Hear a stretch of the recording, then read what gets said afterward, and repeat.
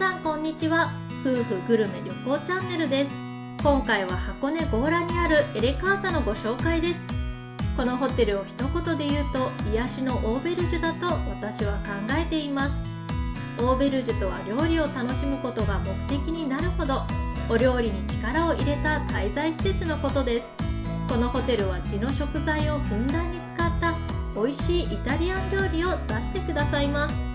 なので癒しのオーベルジュの癒しポイント1つ目は美味しい食事です。そして2つ目の癒しポイントは天然温泉です。さらに3つ目の癒しポイントはスパです。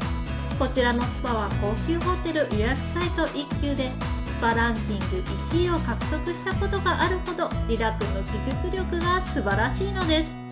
最後に4つ目の癒しポイントは眺望です。強羅の山並みを一望できる素晴らしい景色に癒されます。それでは癒しのオーベルジュ箱根エレカーサを詳しくご紹介していきますので、ぜひ最後までご覧ください。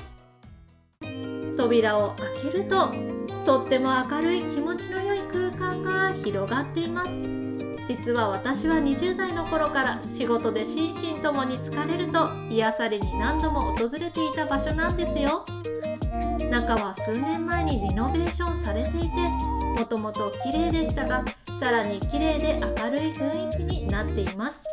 奥に進んでいくとバーラウンジがあります。チェックインはこちらで行いました。ここの窓からの景色も素晴らしいんですよ。景色を見るたびに箱根強羅に来たなぁと実感し、ストレスでささくれだった心や抱えてる仕事のことでいっぱいの頭の中を一旦忘れようと思える場所と景色だったんです。今回ものんびり休もうとスイッチがオフされるような気がしました。チェックインではウェルカムドリンクのサービスがあります。私はオリジナルカクテルにし、夫はスパークリングを注文して乾杯です。爽やかな甘みのあるカクテルで美味しくて一気にグビグビと3分の2ほど飲んでしまいました。ほろ酔い気分で始まる休みもたまにはいいですよね。アーモンドの焼き菓子もいただき、いい気分でチェックインが進んでいきます。癒しの旅はこうでなくっちゃ。ほろ酔い気分でいるとスパを案内していただき、夫にも勧められアロマオイルマッサージを受けることに。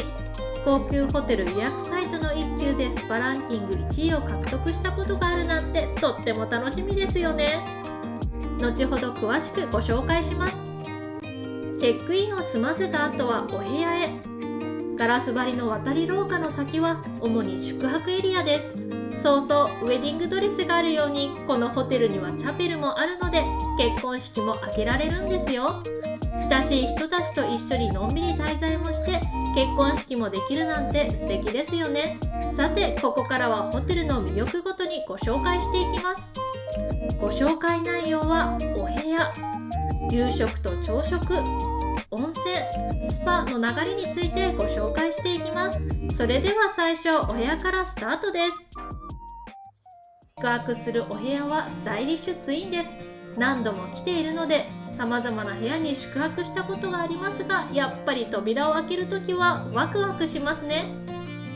お部屋はこんな感じ。とてもシンプルなお部屋です。ベッド2つにベッドと同じサイズの大きなソファーが置かれています。白とブラウンとグリーンを基調にしたお部屋で落ち着いていてリラックスできる空間になっています。お部屋の奥からはこんな感じです。十分な広さがあります。壁に取り付けられている大きなテレビでは YouTube や Netflix を見ることができるので、ベッドに横になりながら映画鑑賞なんかもできますよ。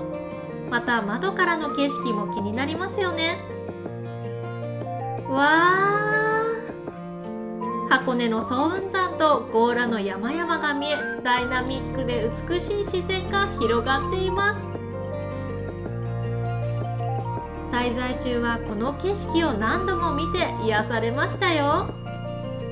ぜひ行かれた際はこの景色を存分に堪能してみてくださいね。化粧台には大きな鏡があり、パナソニックのナノドライヤーとさらにヘアアイロンもあります。またコラーゲンパックもあったので寝る前に使わせていただきましたよ。女性には嬉しいポイントですよね。至れり尽くせりのサービスです。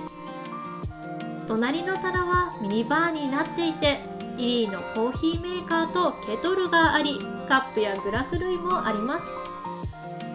冷蔵庫にはイタリアのビールとジュース、2リットルの水が入っています。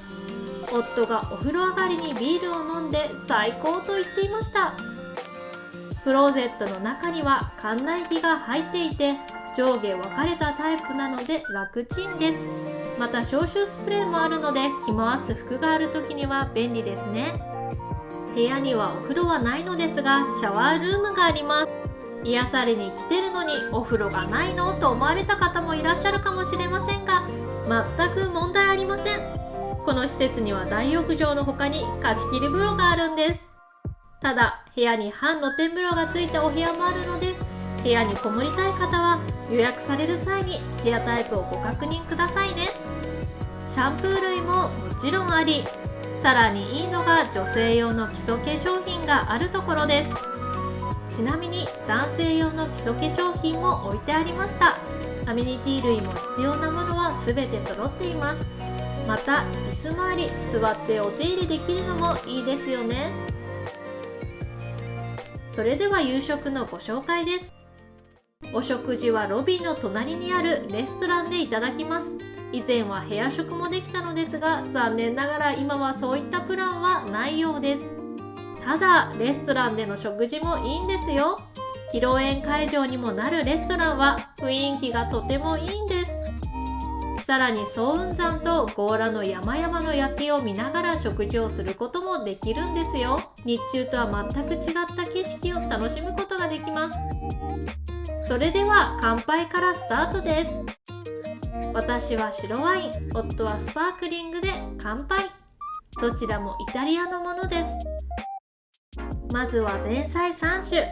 左から富士山サーモンのスモーク、スペイン産ハモンセラーノ、ブッラータチーズ。富士山サーモンのスモーク。富士山サーモンは伊豆箱根エリアの淡水で育てたブランドサーモンです。シェフ特製のブラックオリーブとケッパーのソースをつけていただきます。サーモン特有の臭みは全くなく、桜チップでスモークされたいい香りでとても美味しかったです。スペイン産ハモンセラーノ。この生ハムは塩味がそこまで強くなく、しっとりとして食べやすく、自然とワインが進みます。ブラッタチーズ。シンプルにオリーブオイルと塩コショウで食べたらパプリカソースとも食べてとのこと。パプリカソースをつけても美味しいですし、生ハムと一緒に食べても美味しかったです。パンは自家製のフォカッチャです。プレーンのフォカッチャと生ハムとブラックオリーブのフォカッチャです。美味しくてプレーンのフォカッチャをおかわりしちゃいました。早川漁港より鮮魚のカルパッチョ。鮮魚はヒラスズキとホウボウです。糖度の高いトマトソースとキャビアと一緒にいただきます。トマトソースは本当に甘くて、それだけでも美味しいです。キャビアの塩味が加わり、良いアクセントになっていました。カツアワビとカラスミのパスタ、手打ちタリオリーニ。アワビのスライスがたっぷりと入り、さらにイタリアのカラスミを上からまぶしたパスタです。ここの手打ちのパスタはもっちりしてソースによく絡み、とても美味しいんですよ。毎回おかわりしたくなるほどここのパスタが大好きです。美味しいことは分かっていたのですが、やっぱり絶品でしたよ。金目鯛の鱗焼き菜の花ソース。小田原産の菜の花を使ったソースです。金目鯛の下に紫大根、白舞茸、ネギが隠れています。長い野菜は香菜苔という中国の野菜です。フリットはホテル近くでシェフが摘んだフキノトウ。金目鯛は鱗がパリパリで、菜の花の少し苦みのあるソースによく合います。フキノトウは旬ということもあり、香りがよくとても美味しかったです。そして小田原産青みかんのグラニテ。爽やかでさっぱりして美味しいお口直しでした。静岡育ち和牛サーロインのグリルマデラソース。マデラソースはマデラ酒とフォンドボーを煮詰めポピュラーなソースでお肉によく合いますよね。付け合わせはお野菜と右端のものはポレンタです。ポレンタはコーンミールを粥状にしたイタリアのお粥のようなものですが、こちらは焼き上げてあります。左端のものはじゃがいもで私の好きなお料理です。このお肉は油の甘みが強くとても美味しい。こちらはじゃがいもを薄くスライスしてグラタンのように焼き上げています。お腹いっぱい食べたいほど私の大好きな一品です。チョコラフォンドゥータ、カシスソースとマスカルポーネチーズジェラート。こちらはフォンダンショコラです。よく中がドロッとチョコが溶け出すタイプも多いですが、こちらはドロドロ系チョコではなくちょい固めのチョコです。私はドロドロ系よりもこちらの方が好きかもと思いました。ジェラートはミルクが濃厚でとても美味しいです。今回もとても大満足なディナーでしたよ。お次は朝食のご紹介です。朝食会場であるディナーと同じレストランに行くと、窓の外にはこの大パノラマが広がっています。テラスもあるので、あまりの壮大な眺めにテラスに出て景色を楽しむことにしました。この素晴らしい景色を見ながらの朝食は最高でしたよ。山々の先に富士山を見つけることもできました。こちらに行かれた際はぜひ景色も堪能してみてくださいね。まずはコーヒーからスタートです。サイフォンでじっくり入れたコーヒーなので、柔らかくまろやかですっきりとしていて、とても飲みやすく美味しいです。テーブルには新鮮野菜のサラダとお野菜いっぱいのミネストローネ。健康的なお料理が運ばれ、食べているとカプレーゼやキッシュなどのプレートも運ばれてきました。たまに冷たくなったお料理を出されるお宿もありますが、こちらは温かいお料理は温かい状態で出していただけるので、美味しく食べることができます。パンは2種類あり、バターと鬼柚子のジャムをつけていただきます。そしてメインのローストビーフ。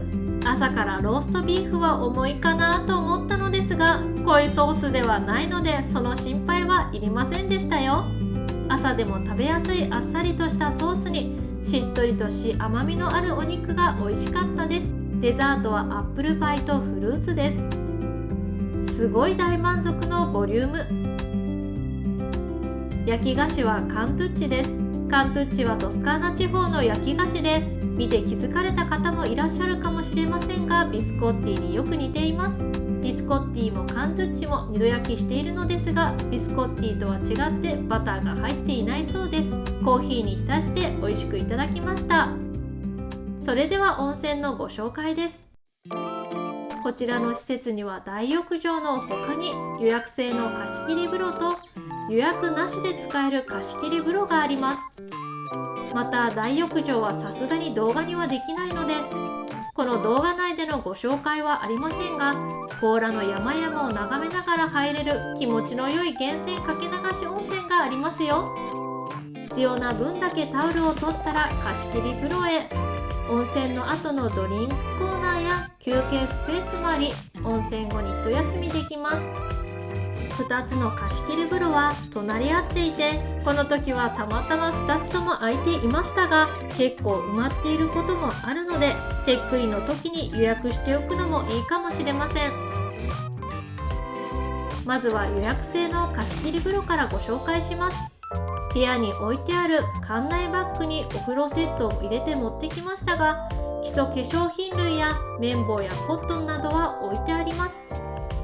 予約制の貸し切り風呂はこんな感じ。4人くらいは余裕で入れそうな広さです。寝湯もできるようになっています。透明でとろっとした温泉は肌を滑らかにしてくれます。温度は熱すぎず、ゆっくり入ることのできるちょうど良い温度です。お風呂から窓を開けると、涼みながら休めるテラスがあります。お風呂と休憩を繰り返して整うこともできそう。そして何といってもこの夜景。この景色を眺めながら休めるのは最高ですよね。お風呂の後はドリンクコーナーへ。レモン風味の水とピーチティーがありましたよ。私も夫もピーチティーをチョイス。ピーチの香りに癒されました。ただ夫はというと、部屋に戻るとすぐにビールを飲んでお風呂上がりの締めに入っていました。本当に美味しそうに飲んでいましたよ。そして翌日朝にもう一つの貸し切り風呂へ。予約不要なので空いていれば使うことができます。中の作りは基本的に同じ。貸し切り風呂の予約ができなかったとしても、こうして温泉を堪能できるのはいいですよね。そして最後はスパです。スパは冒頭でもお伝えした通り、高級ホテル予約サイト1級でスパランキング1位を獲得したことがあるほど高い技術力のスパを受けることができます。私は90分のアロマオイルマッサージを受けることにしました。お値段は18,700円です。スパを個室で受けることができ、リラックスできる空間になっています。最初に全身の揉みほぐしをされた後は、首、肩、背中、腰、足とアロマオイルを使って流してくれます。硬くなった肩甲骨周りのコリをゴリゴリと潰しながらのオイルマッサージは本当最高でしたよ。スパの後は腸活ドリンクでほっと一息。ほぐれすぎて力が入らないほどリラックスしましたよ。ランキング1位になるのは納得です。ぜひご夫婦で順番に受けられてもいいですし、奥様へのプレゼントにもおすすめです。この滞在は心も体もほぐれた癒しの旅でした。今回は箱根エレカーサをご紹介しました。この動画が少しでも皆さんのお役に立つと嬉しいです。今後も様々な旅行やグルメのご紹介をしていきますので、ぜひチャンネル登録とグッドボタンよろしくお願いします。それではまた次の動画でお会いしましょう。ご視聴ありがとうございました。